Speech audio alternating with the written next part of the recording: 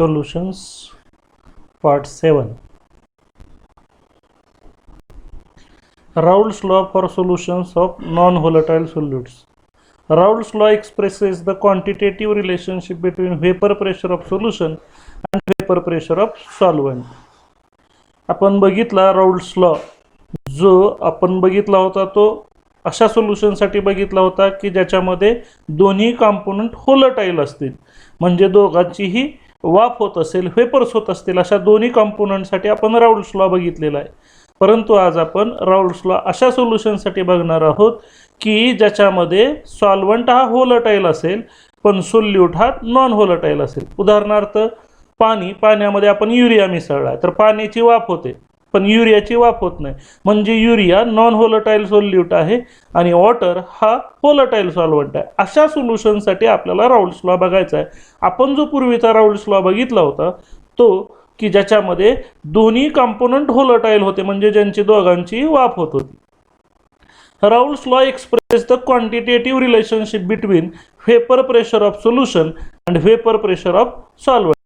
ह्या Raoult's law मुळे आपल्याला वेपर प्रेशर ऑफ सोल्युशन मधलं आणि वेपर प्रेशर ऑफ सॉल्व्हंट मधलं रिलेशन मिळणार आहे. In solutions of non-volatile solutes, the law is applicable only to the volatile solvent. हा जो लॉ आहे तो फक्त व्होलेटाईल सॉल्व्हंट असणाऱ्या सोल्युशनसाठी लागू आहे की ज्याच्यातला सोल्यूट हा नॉन व्होलेटाईल पाहिजे. सॉल्व्हंट व्होलेटाईल आणि solute non volatile. The law states that the vapor pressure of solvent over the solution is equal to the vapor pressure of pure solvent multiplied by its mole fraction in the solution. ह्या लॉनुसार जर आपल्याला vapour pressure of solvent जर काढायचं असेल तर ते कशाशी equal असतं, तर vapour pressure of pure solvent त्याला कशाने गुणायचं आहे, मोल फ्रॅक्शन ऑफ सोल्युशन. उदाहरणार्थ आपण पुढच्या क्लिपमध्ये बघूया. Thus P1 is equal to P10 into x1. A plot of P1 versus x1 is a straight line as shown in figure 2.5. बघा हे P1 म्हणजे काय आहे. P1 म्हणजे vapour pressure of solvent solution आणि इथं P10 म्हणजे वेपर प्रेशर ऑफ सॉल्व्हंट पण प्युअर असतानाच, आणि इथं जे असणार आहे ते सोल्युशन मधलं. म्हणजेच पाणी जर आपण शुद्ध घेतलं आणि त्याचं वेपर प्रेशर मोजलं तर हे, आणि पाण्यामध्ये युरिया टाकला आणि फक्त युरियाची तर वाफ होणार नाही, फक्त पाण्याचं वेपर प्रेशर मोजलं तर P1. मग सर तुम्हाला पाणी ज्याच्यामध्ये सॉल्व्हंट आहे अशा सोल्युशनचं जर वेपर प्रेशर काढायचं असेल तर तुम्हाला प्युअर पाण्याचं वेपर प्रेशर माहीत पाहिजे आणि मग तुम्ही त्याला कशाने गुणायचं, त्याच्यात सोल्युशनमध्ये पाण्याचा मोल फ्रॅक्शन किती आहे, x1 म्हणजे मोल फ्रॅक्शन ऑफ सॉल्व्हंट. इथं आपल्याला ह्या चॅप्टरमध्ये नेहमी लक्षात ठेवायचं आहे 1 म्हणजे सॉल्व्हंट आणि 2 म्हणजे सोल्यूट. लक्षात ठेवायचं आहे की 1 म्हणजे सॉल्व्हंट आणि 2 म्हणजे solute.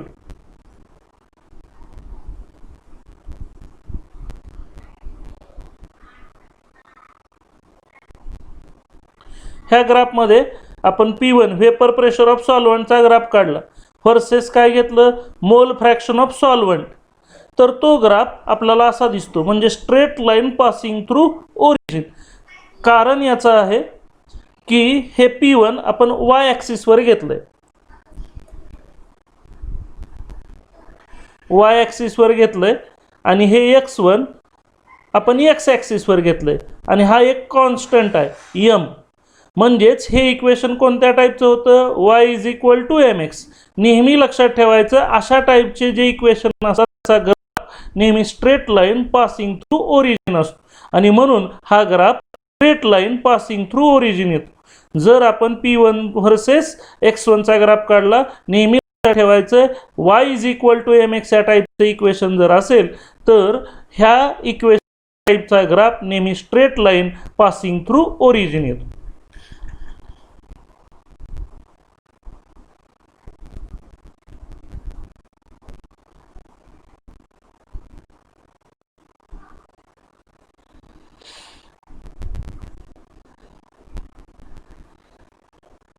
For a binary solution containing one solute, x1 is equal to 1 minus x2.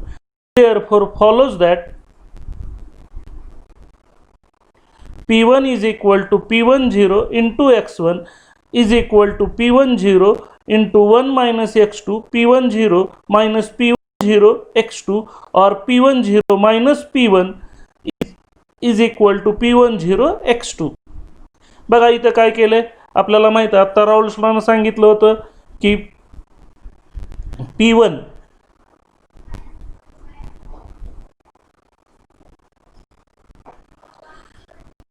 म्हणजेच vapour pressure of solvent in solution, म्हणजे पाण्यामध्ये आपण युरिया टाकला त्यावेळेचं पाण्याचं वेपर प्रेशर जर काढायचं असेल तर आपल्याला काय करावं लागेल, ते पाणी प्युअर असतानाचं म्हणजे p10 पाणी असतानाचं वेपर प्रेशर मोजावं लागेल आणि सॉल्व्हंट मधला जो पाण्याचा मोल फ्रॅक्शन असेल x1 गुणावं लागेल. पण आपल्याला माहित आहे दोन मोल फ्रॅक्शन बेरीज नेहमी एक असते. म्हणजे मोल फ्रॅक्शन ऑफ वॉटर आणि x2 म्हणजे त्याच्यामध्ये टाकलेला जो सोल्यूट असेल, सपोज युरिया टाकला त्याचा मोल फ्रॅक्शन. x1 आणि x2 ची बेरीज एक असते कधी जर बायनरी म्हणजे दोन कंपोनंटचं सोल्युशन. आपल्याला माहित आहे दोन मोल फ्रॅक्शनची मिळून बेरीज एक येते. म्हणजेच आपण x1 बद्दल काय टाकू शकतो, x1 बद्दल टाकू शकतो 1 मायनस x2. ते इथं टाकले x1 च्या जागी 1 मायनस x2 टाकले. मग p10 ना आतमध्ये p10 न 1 ला गुणलं काय झालं p10 मायनस p10 न गुणलं काय झालं p10 x2. इकडं p10 p1 आहे. मग आता काय केलं, हे p10 आणि हे p इकडं टाकलं आणि हे p10 x2 इकडं आणलं, म्हणजेच हे मायनस वाला इकडं प्लस होईल. p10 x2 is equal to, आता हे p1 इकडं आणलं p10 मायनस p1. मग हे p10 मायनस p1 म्हणजेच लोअरिंग ऑफ वेपर प्रेशर असतं. प्युअर सॉल्व्हंटचं वेपर प्रेशर नेहमी जास्त असतं. प्युअर सॉल्व्हंटचं वेपर प्रेशर नेहमी जास्त असतं, सोल्युशनचं वेपर प्रेशर नेहमी कमी असतं. म्हणून ह्या टर्मला म्हणतात लोअरिंग ऑफ वेपर प्रेशर. ते आपण दाखवतो डेल्टा पी न, म्हणजे वेपर प्रेशर मध्ये झालेला फरक. आपल्याला सांगितलं होतं जर आपण प्युअर पाणी घेतलं इकडं एका ह्याच्यामध्ये आणि इकडं सोल्युशन घेतलं, इकडं वॉटर घेतलंय आणि इकडं सोल्युशन घेतलंय पाण्यामध्ये युरिया टाकलेलं, तर प्युअर वॉटरचं वेपर प्रेशर नेहमी जास्त असतं आणि सोल्युशनचं वेपर प्रेशर नेहमी कमी असतं. वॉटरच्या वेपर प्रेशरला p10 म्हणतात आणि सोल्युशनच्या वेपर प्रेशरला p1 म्हणतात. म्हणजे ही क्वांटिटी नेहमी मोठी असते आणि ही क्वांटिटी नेहमी छोटी असते. त्या दोघांमधल्या फरकाला लोअरिंग ऑफ वेपर प्रेशर म्हणतात. म्हणजेच डेल्टा पी बद्दल आपल्याला काय मिळालं बघा, p10 into x2.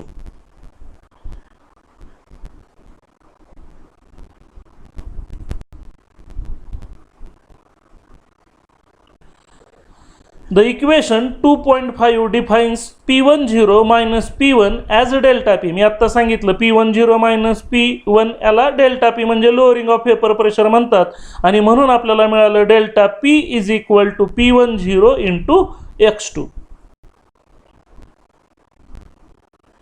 The equation 2.6 shows that delta P depends on x2, that is on the number of solute particles. Thus delta P, the lowering of vapor pressure, is a colligative property.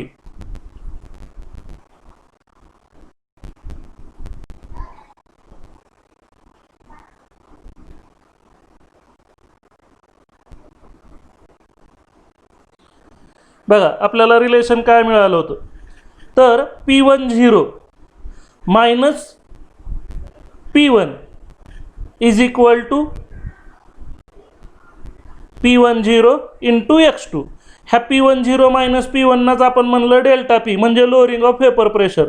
मग delta पीचा साठी formula झाला p10 into x2. हा x2 म्हणजे मोल fraction of solute आहे. Delta P म्हणजे pure पाण्यामध्ये आपण युरिया टाकल्यामुळे वेपर प्रेशरमध्ये होणारी घट म्हणजे त्याला लोअरिंग ऑफ वेपर प्रेशर म्हणतात. मग ही लोअरिंग ऑफ वेपर प्रेशर हा फॉर्म्युला सजेस्ट करतो की x2 वर डिपेंड आहे आणि ही क्वांटिटी तर कॉन्स्टंट असणार आहे कारण ते प्युअर पाण्याचं वेपर प्रेशर आहे. म्हणजेच हा डेल्टा पी म्हणजेच लोअरिंग ऑफ वेपर प्रेशर मध्ये होणारी घट ही कशावर डिपेंड आहे, मोल फ्रॅक्शन ऑफ सोल्यूट.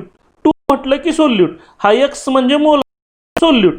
मग मोल फ्रॅक्शन हा एक कॉन्सन्ट्रेशनचा प्रकार आहे जो सोल्यूटवर डिपेंड असतो. म्हणजेच X2 हा वर डिपेंड आहे, म्हणजेच डेल्टा पी सोल्यूट पार्टिकलवर डिपेंड आहे. आणि आपण डेफिनेशन केले की ज्या प्रॉपर्टीची व्हॅल्यू ही सोल्यूट पार्टिकलच्या संख्येवर डिपेंड असते त्याला कोलिगेटिव्ह प्रॉपर्टी म्हणतात. आणि म्हणून डेल्टा पी म्हणजेच लोअरिंग ऑफ वेपर प्रेशर ही एक कोलिगेटिव्ह प्रॉपर्टी आहे, कारण ती मोल फ्रॅक्शन ऑफ सोल्यूटवर डिपेंड आहे. आणि मोल फ्रॅक्शन ऑफ सोल्यूट कशावर डिपेंड असतो? सोल्यूट पार्टिकलवर, कारण तो सोल्यूटच्या कॉन्सन्ट्रेशनचा एक प्रकार आहे. सोल्यूटचं कॉन्सन्ट्रेशन सोल्युशनचं कॉन्सन्ट्रेशन आपण 11वी मध्ये शिकलो होतो. Molarity, molality, mole fraction. हा X2 मोल फ्रॅक्शन हा कसा काढतात 11वीला आपण शिकलो होतो. Number of moles of solute घ्या आणि त्याला खाली टोटल नंबर ऑफ मोल्स म्हणजेच number of moles of solvent plus number of moles of solute म्हणजे टोटल नंबर ऑफ मोल्सनी डिव्हाइड करा, आपल्याला मोल फ्रॅक्शन मिळतो. हा X2 सोल्यूटचा मोल फ्रॅक्शन आहे, म्हणजेच तो सोल्यूट पार्टिकलवर डिपेंड आहे. आणि हे delta P lowering of vapour pressure आहे. आणि म्हणून डेल्टा पी म्हणजेच लोअरिंग ऑफ वेपर प्रेशर ही सोल्यूट पार्टिकलवर डिपेंड आहे, आणि म्हणून त्याला कोलिगेटिव्ह प्रॉपर्टी म्हणतात. मग हे P10 जर इकडं आणलं तर काय होईल? Delta P upon P10 is equal to X2. आता ह्या क्वांटिटीसाठी एक नवीन टर्म आले. आपल्याला डेल्टा पी म्हणजे माहित होतं लोअरिंग ऑफ वेपर प्रेशर, आणि त्याला जर आपण प्युअर पाण्याच्या वेपर प्रेशरनं म्हणजे प्युअर सॉल्व्हंटच्या वेपर प्रेशरनं 0 प्युअर, पी म्हणजे वेपर प्रेशर आणि 1 म्हणजे सॉल्व्हंट, प्युअर सॉल्व्हंटच्या वेपर प्रेशरनं जर डिव्हाइड केलं लोअरिंग ऑफ वेपर प्रेशरला, तर ह्या क्वांटिटीला म्हणतात relative lowering of vapour pressure, जी कशाशी इक्वल असते? Mole fraction of solute. आता ही पुढे आपण टर्म शिकणार आहोत. Relative lowering of vapour pressure ratio आहे. कशाचा रेशो आहे किंवा एक डिव्हायडेशन आहे की लोअरिंग ऑफ वेपर प्रेशरला कशानं भागायचंय? तर vapour pressure of pure solvent. म्हणून रिलेटिव्ह लोअरिंग ऑफ वेपर प्रेशरची डेफिनेशन आपल्याला पुढे शिकायला मिळणार आहे, ती अशी.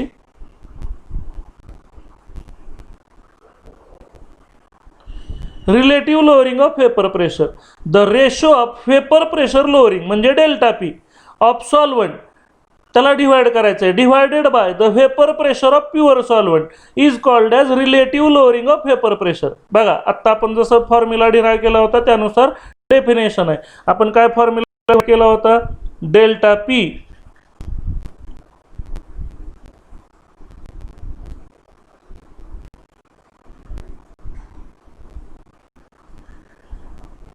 आपण फॉर्म्युला डिव्हाइड केला होता. Delta P is equal to P10 X2. हा P10 इकडं आणला. डेल्टा पी म्हणजेच P10 is equal to X2. आणि मग आपण इथं वेपर प्रेशर म्हणजे डेल्टा पी ही क्वांटिटी डेल्टा पी आहे, आणि त्याला डिव्हाइड करायचं वेपर प्रेशर ऑफ म्हणजेच P10. Vapour pressure of P10 म्हणजे vapour pressure of pure solvent. मग वेपर प्रेशर लोअरिंग म्हणजे delta P lowering of vapour प्रेशरला जर आपण वेपर प्रेशर ऑफ प्युअर सॉल्व्हंटनं भागलं तर त्या ह्या रेशोला म्हणतात relative lowering of vapour pressure, आणि ती कशाशी इक्वल असते? Mole fraction of solutes.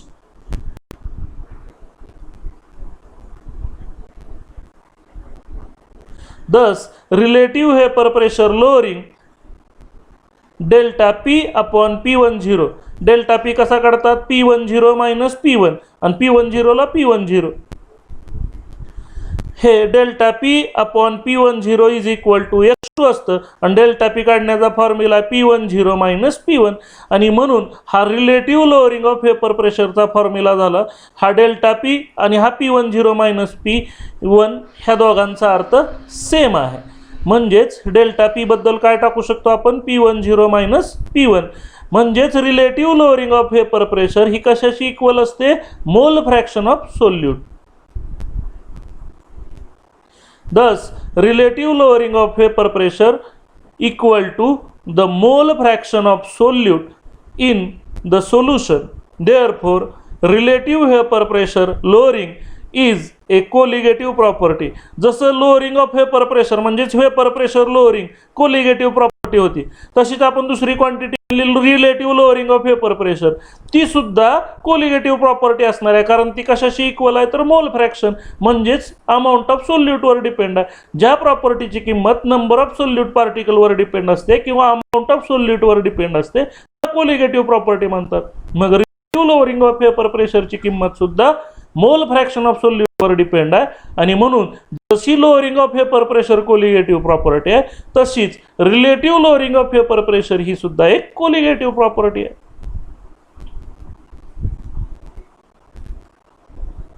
Thank you.